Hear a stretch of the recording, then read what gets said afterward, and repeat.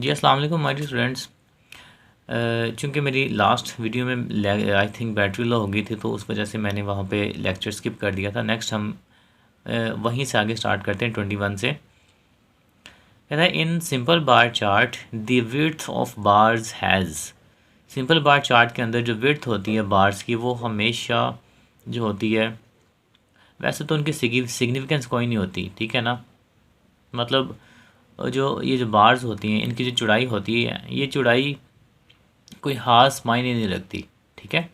तो लिहाजा इसको हम नो सिग्निफिकेंस कहेंगे। नेक्स्ट आता है students, multiple bar chart is an extension of. Multiple bar chart हमेशा सिंपल बार चार्ट के एक मज़ीद एक्सटेंशन है, एक एडवांस फॉर्म है, ठीक है। सिंपल बार चार्ट के अंदर हम जस्ट किसी एक करेक्टरिस्टिक को मेजर कर रहे होते हैं, बट जब हम एक से ज़्यादा करेक्टरिस्टिक की मेजरमेंट करते हैं ग्राफ की फॉर्म में, तो उसके लिए मल्टीपल बार यूज़ कर लेते हैं, बिकॉज मल्टीपल का मतलब ही एक से ज़्यादा चीज़ों का ज़ाहिर होना होता है, ठीक है। और सिंपल का मतलब सादा, जस्ट एक करेक्टरिस्टिक की जब हम पैमाइश करते हैं ग्राफ की फॉर्म में, तो वो सिंपल बार चार्ट होता है। बट जब एक से ज़्यादा के लिए हम यूज़ करें तो उसके लिए मल्टीपल बार चार्ट यूज़ करते हैं। नेक्स्ट हमारे पास आता है students, pie diagram consist of. Pie means a piece of cake. जैसे कि आप देखते हैं ना, पिज़्ज़े का जो एक पीस होता है या केक का एक पीस होता है जिसको पाई बोलते हैं, ठीक है। ये जो एक रेक्टेंगल सी मैंने आपके सामने ये बनाई है, इसको हम पाई बोलते हैं, ठीक है, ये एक टुकड़े को।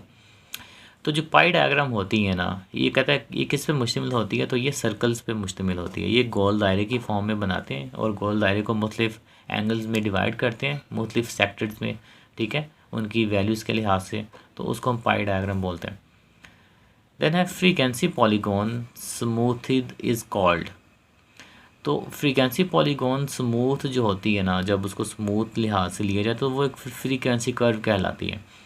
ये ग्राफ्स इंशाल्लाह हम करेंगे, ठीक है ना। जब मैं लॉन्ग वीडियोस न्यूमेरिकल्स करवाऊंगा इस चैप्टर के, तो मैं ग्राफ भी आपको करवाऊंगा, उसमें फिर आपको मज़ीद एक्सप्लेन करूंगा फ्रीक्वेंसी पॉलीगॉन जो होती है वो किस तरह से बनाते हैं और स्मूथ कर्व किस तरह से बनाते हैं, उसको फ्रीक्वेंसी कर्व कैसे कहते हैं। तो अभी मैं फ़िलहाल ना छोटी सी ऐसे यहाँ पे एक डायग्राम ले लेता हूँ, तो उसके अंदर आपको मैं समझा देता हूँ कि फ्रीक्वेंसी पॉलीगॉन में और स्मूथ कर्व में क्या फ़र्क है। स्टूडेंट्स, जब हम फ्रीक्वेंसी पॉलीगॉन ड्रॉ करते हैं ना, तो हमारे पास होता है एक सिंपल बार डायग्राम जिसको हम हिस्टोग्राम भी कहते हैं, ठीक है। इनके बार्स आपस में होते हैं इस तरह से, हम ना जॉइंट कर देते हैं, इनके सब के बार्स आपस में जोड़ देते हैं, एक ग्राफ बनाते हैं, ठीक है। डिफरेंट वैल्यूज़ लेते हैं और उनके जो है बार्स आपस में जोड़ के लगाते हैं। बिकॉज ये क्लास बाउंड्रीज़ को यूज़ करते हुए ये जो है ग्राफ बनते हैं, इसलिए इनके नीचे से जो वैल्यूज़ होती है ना, यहाँ पे जो हम लेते हैं एक्स एक्सिस पे, वो उनमें गैप कोई नहीं होता। तो जो सेंटर होता है ना, ये जो ऊपर वाले ये जो इनके बिल्कुल चोटी पे सेंटर जो होता है, जब हम इन सेंटर्स को आपस में मिलाते हैं ना इस तरह से, ऐसे ऐसे और ऐसे, और ये सेंटर इधर एक्सिस से, तो ये जो एक पहाड़ सा बना है ना, ये कर्व, इसको कहते हैं फ्रीक्वेंसी पॉलीगॉन, ठीक है। ये जो कर्व बनी है इनके सेंटर्स को मिलाने से, जब एडजेसेंट रेक्टेंगल्स के जो सेंटर्स आपस में मिलते हैं एवरेजेस वैल्यूज़, तो इनको मिलाने से जो कर्व आती है उसको कहते हैं फ्रीक्वेंसी पॉलीगॉन। और फ्रीक्वेंसी कर्व जब इसको स्मूथ कर दें, स्मूथ करने का मतलब ये है कि हम क्या करें, फिर ये बार्स ना बनाएं, हम जस्ट वो एक कर्व ले लें, ठीक है। उस कर्व को हम फ्रीक्वेंसी कर्व बोलते हैं, ठीक है स्टूडेंट्स। नेक्स्ट है width of rectangles in histogram is equals to. जो विड्थ होती है रेक्टेंगल्स की हिस्टोग्राम के अंदर, वो हमेशा बराबर होती है उनके क्लास इंटरवल साइज़ के, ठीक है। ये जो हम हिस्टोग्राम बनाते हैं इनके अंदर अभी बताया था, ये जो रेक्टेंगल होता है ना, ये डब्बा सा बार को रेक्टेंगल भी कहते हैं। इनकी ये जो चौड़ाई होती है ना, ये जो चौड़ाई, ठीक है, ये बराबर होती है क्लास इंटरवल साइज़ के। नेक्स्ट हमारे पास length of rectangles in histogram is proportional to. और जो इनकी लेंथ होती है, इनकी ऊपर की तरफ जो लंबाई होती है, चौड़ाई हम मेजर करते हैं इस तरह से हॉरिजॉन्टल, ठीक है, जबकि लेंथ हम मेजर करते हैं इस तरह से वर्टिकल। तो जो लेंथ होती है इनकी, ये लेंथ ये इक्वल होती है उनकी क्लास फ्रीक्वेंसी के, क्योंकि हर क्लास का उसका ओपोजिट क्लास फ्रीक्वेंसी दी जाती है, तो फिर हम हिस्टोग्राम बनाते हैं। तो जो लंबा करना होता है हमने वो उसकी क्लास फ्रीक्वेंसी को देखते हुए करते हैं, और जो विड्थ होती है वो हम क्लास इंटरवल साइज को देखते हुए लेते हैं। नेक्स्ट स्टूडेंट्स आता है a graph showing the cumulative frequency plotted against the upper और लोअर क्लास बाउंड्रीज। ऐसा ग्राफ जिसके अंदर हम क्यूमुलेटिव फ्रीक्वेंसी को शो करते हैं उसको हम ऑगिव कहते हैं या क्यूमुलेटिव फ्रीक्वेंसी पॉलीगॉन कहते हैं। तो इसका ए एंड बी आएगा, और क्यूमुलेटिव फ्रीक्वेंसी पॉलीगॉन को हम ऑगिव भी कहते हैं, अभी ऊपर भी पढ़ा है। The graphic representation of a time series data, ऐसा डाटा जो टाइम के अकॉर्डिंगली दिया जाता है, जिसके अंदर टाइम मेंशन होता है ईयर्स के लिहाज से या डेज़ के लिहाज से या वीक्स, नंबर ऑफ़ वीक्स के लिहाज से या मंथ्स के लिहाज से या आवर्स के लिहाज से, जो टाइम के लिहाज से जब भी डाटा में दिया जाता है उसके लिए जो ग्राफ बनाते हैं उसको हम हिस्टोरीग्राम कहते हैं। हिस्टोग्राम और हिस्टोरीग्राम में आई का फ़र्क है जस्ट। तो आई जिसमें आता है वो टाइम सीरीज़ के लिए यूज़ करना है आपने, ठीक है। इस आई को आपने निशानी के तौर पे याद रखना है। Historigram is the graph which is used for time series data. Next students आता है हमारे पास a division of a circular region into different sectors. अभी हमने ऊपर भी देखा था, उसको हम पाई चार्ट कहते हैं।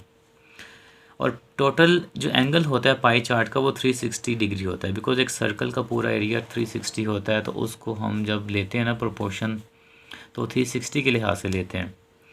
देन नेक्स्ट आता है frequency polygon can be obtained by joining the mid points of tops of rectangles. ये भी अभी मैंने आपको ऊपर बना के दिखाया था ना, ये देखें, ये ग्राफ के ऊपर मैंने आपको ये कर्व सब बना के दिखाया था ना, जो रेक्टेंगल्स के टॉप को जब ज्वाइन करते हैं तो हमारे पास फ्रीक्वेंसी पॉलीगॉन बनता है। तो यहाँ पे वही पूछा है कि frequency polygon can be obtained by joining the mid points of the top of the rectangles in a histogram.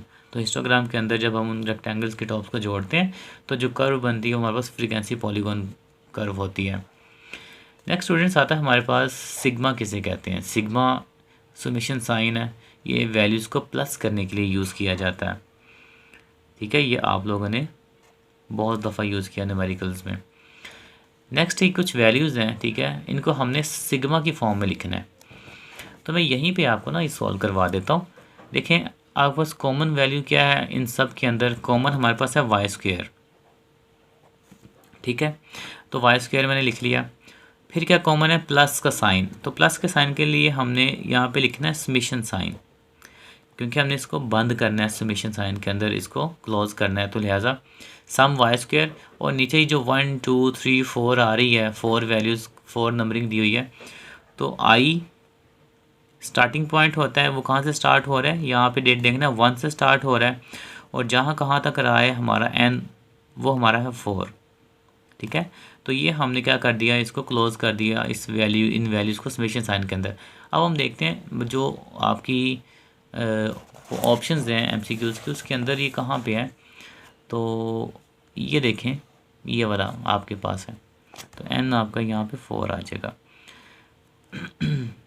तो ये हमारा ऑप्शन बनता है इसका। इसी तरह नेक्स्ट भी हमने इसी तरह इसको हमने क्लोज कर देना सम की फॉर्म के अंदर। तो आई माइनस म्यू का स्क्वायर देखें यही बन रहा है, इसका बस स्क्वायर यहाँ पे मिसप्रिंट है, ये आपने लगा लेना है। तो लिहाजा इसने 1 से लेके वाई इज इक्वल्स टू 1 2 3 आपका 1 से 3 तक जा रहा है, और सम साइन यूज़ कर लिया प्लस के लिए, और बाकी हमने ये वैल्यू जो कॉमन थी वो लिख ली, ठीक है। तो हमने इन वैल्यूज़ को समेशन साइन में क्या कर दिया, बंद कर दिया। नेक्स्ट हमारे MCQ आता है माय डियर स्टूडेंट्स, न्यूमेरिकल छोटा सा, कहता है इफ़ सम 2y, ये हमारे पास एक उसने क्वेश्चन दिया है, कहता है अगर जिसमें y belongs to d, y किसके इक्वल है, d के, और d की कुछ वैल्यूज़ दे दी उसने 3 2 4, ठीक है, और 7, और कहता है कि सम हमें फाइंड करके दिखाएं 2y का क्या आएगा। तो जब हम इसको एक्सपेंड करेंगे ना डियर स्टूडेंट्स, तो वो आपने गौर करना है कि इसको y की जो है वैल्यू है वो किसके इक्वल है, d के, और d किन की इक्वल है 2 3 4 7 के। तो आप 2 की पावर में एक दफ़ा क्या लोगे 2, फिर प्लस करोगे सिग्मा का प्लस, फिर 2 की पावर में एक दफ़ा क्या लोगे 3, फिर 2 की पावर में एक दफ़ा 4, फिर 2 की पावर में एक दफ़ा 7, उन सबको क्या कर दोगे, प्लस कर दोगे। तो ये आपका ऑप्शन है राइट। इसी तरह नेक्स्ट आपके पास है, कहते हैं y हमारे पास 1 2 हो, y2 की वैल्यू 3 है, y3 हमारे पास 5 है, तो फिर बताएं कि सम y कितना होगा। ऑब्वियसली 2 + 3 + 5 कर देंगे आप, तो आपके पास सम आ जाएगा इसका 10। और नेक्स्ट द ग्रीक लेटर इन ये जो लेटर है इसको हम पाई बोलते हैं, ठीक है। और पाई जो होता है वो इंडिकेट करता है प्रोडक्ट को, ठीक है स्टूडेंट्स। तो अभी के लिए स्टूडेंट्स हम इतने एमसीक्यूज रखते हैं इस लेक्चर के अंदर। मज़ीद इससे आगे हम कंटिन्यू करेंगे अगली वीडियो में। अपना ख्याल रखिएगा, वीडियो को लाइक एंड शेयर करें, चैनल पे न्यू है तो सब्सक्राइब करें और बेल आइकन को प्रेस किया करें ताकि आपको तमाम वीडियोस मिलती रहें मेरी आने वाली नेक्स्ट, ठीक है। ओके, टेक केयर, अल्लाह हाफिज़।